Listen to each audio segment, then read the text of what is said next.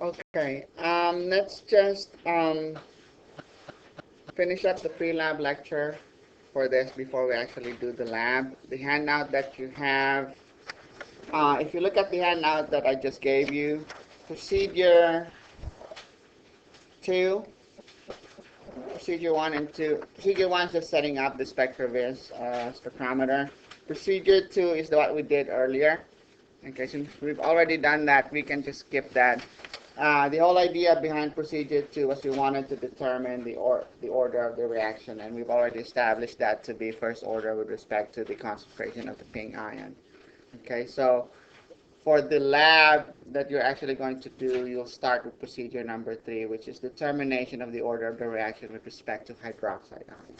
And so to prepare for that, let's go over uh, the slides here pertaining to what we call the method of isolation, or the flooding method. I mentioned that earlier. Okay, so like what we've talked about so far are rate laws that depend only on the concentration of one reactant, right? Now, in general, rate laws will depend on the concentration of more than just one reactant. But we can simplify our problem by doing what's called the method of isolation. The goal really here when you're doing the method of isolation is you want to set things up so that your rate law will appear to just depend on one reactant. Okay? So what you do is you use excess reactants except for the one that you want to study. So for example, let's say you have a reaction between a dye and hydroxide ions. I think this is something you may have done in your freshman chemistry. You have a crystal violet dye, you reacted with sodium hydroxide, and you monitored the fading of the crystal violet. Uh, now, what you would do is, if you're interested only in the dye, the order of reaction with respect to dyes, you use a large excess of the other reactant. In this case, you use a large excess of your hydroxide. So here, your hydroxide, let's say, is 1 molar initially, and your dye is 0.0001 molar. Okay, so 10 to the negative 4 molar. Okay, so throughout the reaction, in this case, your hydroxide concentration will be essentially constant. In fact, by the time let's just say there's a 1-to-1 mole ratio for the reaction. By the time you lose all of your dye molecules, what would happen? What would be your final concentration of hydroxide? 1 minus 0.0001, it's still going to be 1. Okay, so throughout most of the reaction, you can say that your hydroxide, your excess reactant, is essentially constant. So in your rate law, then, you say rate equals K times hydroxide concentration raised to the power X. X is the order of reaction with respect to hydroxide, times the dye concentration raised to the power Y. Now, since throughout most of the reaction, the concentration of your excess reactant is essentially constant, you can lump that in with your other constant and call that an apparent rate constant. Okay? So your apparent rate constant here, the APP here stands for apparent, would just be what? The true rate constant times hydroxide raised to whatever order of reaction is, whatever the order of reaction is with respect to hydroxide. So you have, in essence, you've simplified your rate law to one that depends only on the concentration of one reactant, in this case the dye. Okay? So in this case, if the order of the reaction with respect to the dye is Y, then you say pseudo Y order. The reaction order is pseudo Y order. Okay? If it's first order, you say pseudo first order. Second order is pseudo second order. And since you've simplified your rate law, you can analyze your data using the integrated rate law method that we talked about earlier. Okay?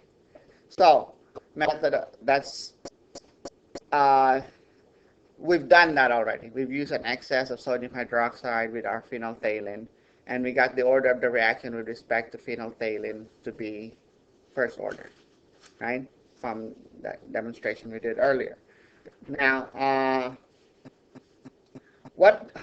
would we determine this time the order of the reaction with respect to the excess reactant? What you do is you do at least 2 runs, okay? This time you use a different amount of the excess reactant. Okay, so if S is our excess reactant and R is our limiting reactant, you do at least 2 runs and vary the concentration of the excess reactant. So like you can have 1 molar of sodium hydroxide in 1 run, you can have 0.5 molar, it's still an excess compared to 10 to the negative 4, right? So you have 2 different excess concentrations. And then you just plug in your apparent rate constant for each run. Is going to be different, right? You should just plug that into this equation right here. You have the apparent rate constant is equal to the true rate constant K times the concentration of the excess reactant raised to the power S. Little s here would be the order of the reaction with respect to the excess reactant. Yeah, and you have 2 equations in 2 unknowns. So you just solve for the true rate constant K and your S. How would you do that? Let me see if I have an example here. Where am I? Okay, here's an example. Okay. Let's say you did an experiment. Do 2 runs. Okay. And in experiment 1, you have excess hydroxide, and the concentration of that excess hydroxide is 1 molar. Experiment 2, you double the initial concentration of hydroxide to 2 molar, okay, and you found the apparent rate constant to be 2 per second and 8 per second for the 2 runs.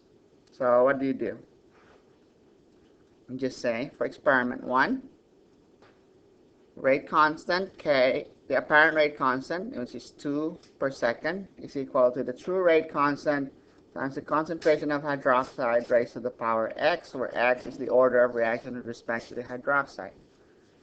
Okay, and then experiment 2, you have K is equal to 8 per second equals true rate constant times the concentration of the hydroxide in that second run raised to the power X. How do I solve for X and K here? I got 2 equations and 2 unknowns. How would we do that? What's a good way to get rid of K? Divide equation 1 by equation 2, or the other way around. Okay, so let's divide equation 2, for example, by equation 1. What do we get? 8.00 per second over 2.00 per second equals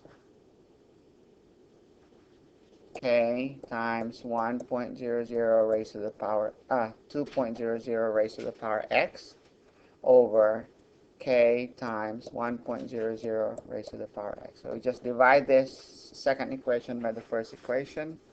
That gets rid of K. And what do we have here? What's 8 over 2?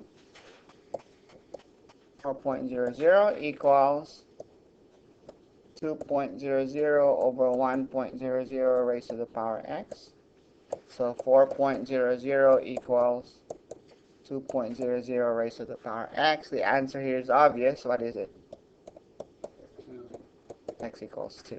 Now, if these are not made up numbers, you might get numbers that are not as nice as these. So all you have to do is solve for X.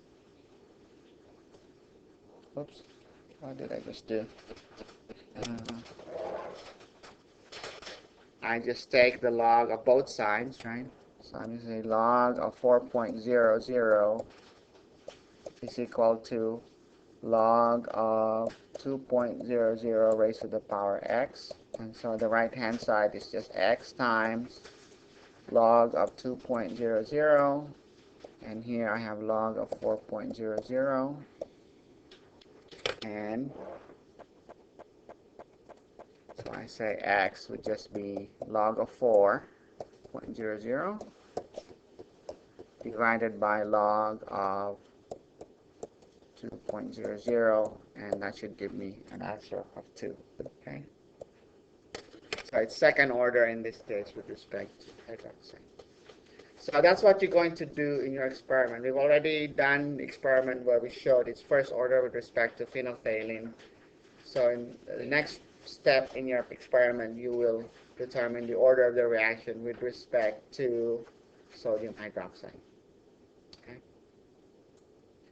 Now let's skip these other ones since these are not relevant to your experiment. Let's move on to the last part of that experiment that you're doing is you're going to study the effect of the temperature on your rate. And typically over a fairly small temperature interval, if you know, the rate constant, okay, the dependence of the rate constant is on temperature is given by the Arrhenius equation. So K is equal to some constant A, that's called the pre-exponential factor, e to the negative e sub A over RT. Okay? So if you take the log of both sides, you say natural log of K would be equal to natural log of A minus EA over R times 1 over T. Okay, so if you were to plot ln of K versus 1 over T, you're going to get a slope equal to negative e sub A over R. Okay, this is going to be your y, 1 over T is going to be your x, and your y-intercept would be that one. Okay, so your slope is going to be negative e sub A over R, where e sub A is your energy of activation. The minimum number of experiments you need is really just 2 points to determine a line, right? So if you only have 2 data points, to simplify things, we're just going to do 2 runs for this experiment. You're going to do 1 run at room temperature and 1 run at 15 degrees Celsius, 10 to 15 degrees Celsius, a cold run. Put your reaction mixture in a, put your phenolphthalein and your sodium hydroxide in a cold water bath. Okay, let it equilibrate around anywhere between 10 to 15 degrees Celsius, and then you carry out your reaction at 15 degrees. Okay. So if that's the case, then this is just the slope is just delta y, which is ln K2 minus ln K1, right? That's the rise divided by the run, which is x2 minus x1, right? Slope is rise over run, delta y over delta x. So ln K2 minus ln K1 over 1 over T2 minus 1 over T1. But ln K2 minus ln K1 is just what? Ln of K2 over K1. So what's the unit for our slope?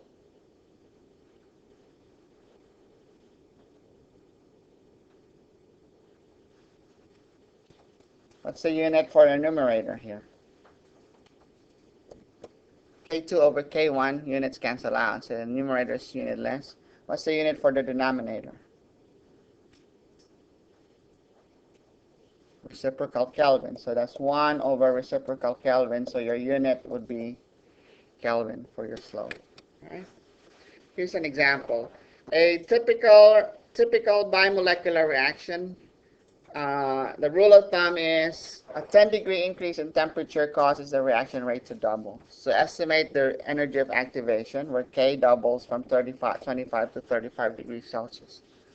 What would we do here? You can say 1. Energy of activation equals what? What was our equation again?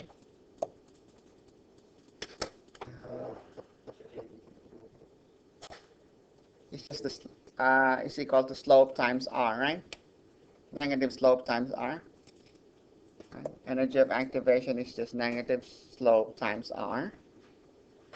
So E sub A is negative of your slope times R.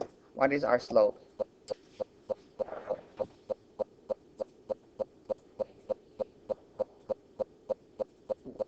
No, from the data. Oh, the data. Sorry. Right. We're going around in circles. Technically, I'm correct. Yeah, you're technically correct. But we're doing it in reverse this time. From experimental data, your slope is 1.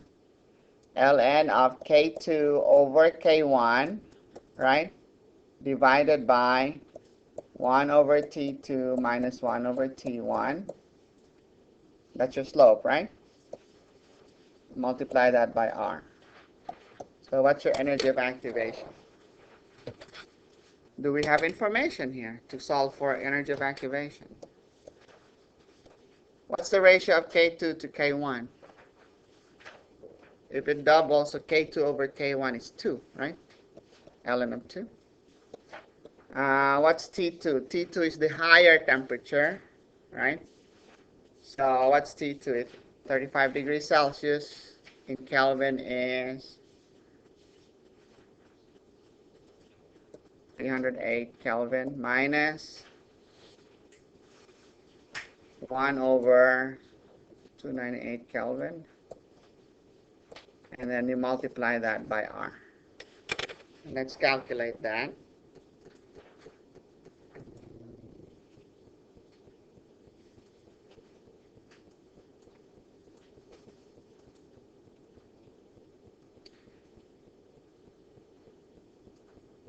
Alright, so what do you do? What was it? E sub A equals negative, our slope is ln of 2 divided by 1 over T2, which is 308, minus 1 over 298. Okay, let's put units here. 308 Kelvin, 298 Kelvin. That's our slope, times R. What's our R? 8.314 times, okay, joule per Kelvin per mole, right? So what's our energy of activation? There it is. Let's put that in joules per mole.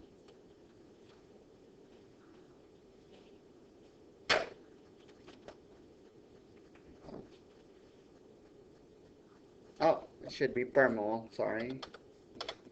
Per mole. So this gives you joules per mole. Or what would that be in kilojoules?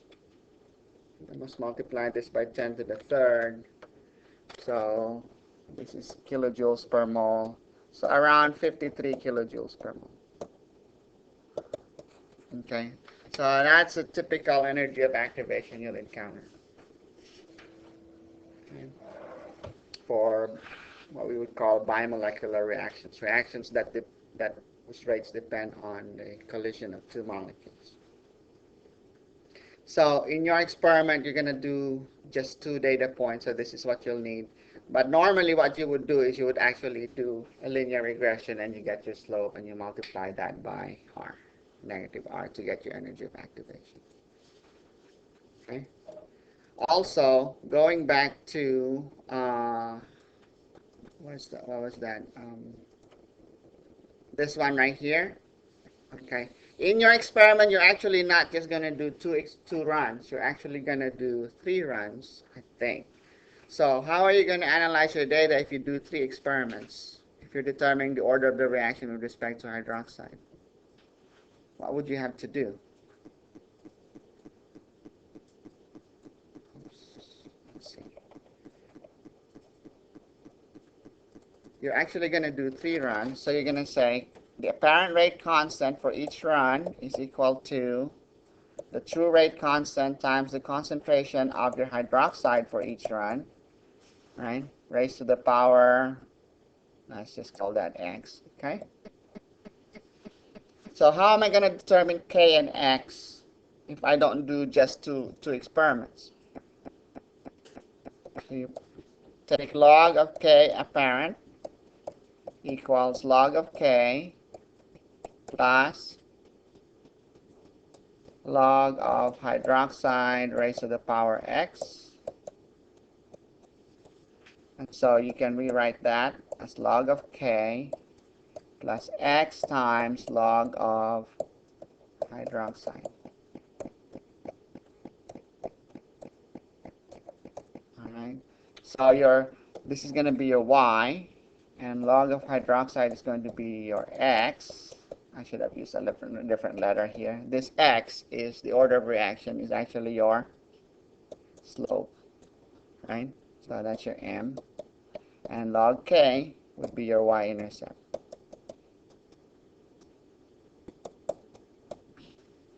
So you're actually going to do 3 runs. It's not just 2 runs you'll be doing in the experiment. So that's what you'll have to do with 3 data points. Fit it to a straight line. you do a regression. Okay, so let's go ahead and get set up in the lab to do all of these runs, and you should be able to get this done today and Friday. So our goal for today is just to at least get everything ready, and then Friday we'll finish it off. If we, unless you can get it done today, that's fine too.